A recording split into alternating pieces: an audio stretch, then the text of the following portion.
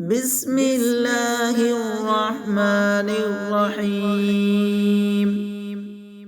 أقم الصلاة لدلوك الشمس إلى غسق الليل وقرآن الفجر إن قرآن الفجر كان مشهودا ومن الليل فتهجد به نافلة لك عسى أن يبعثك ربك مقاما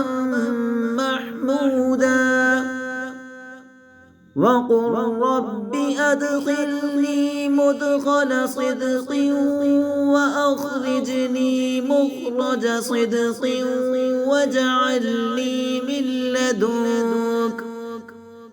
واجعلني من لدنك سلطانا نصيرا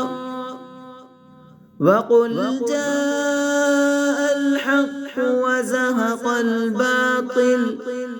إن الباطل كان زهوقا وننزل من القرآن ما هو شفاء ورحمة للمؤمنين ولا يزيد الظالمين إلا خسارا وإذا أنعمنا على الإنسان أعرض ونأى بجانبه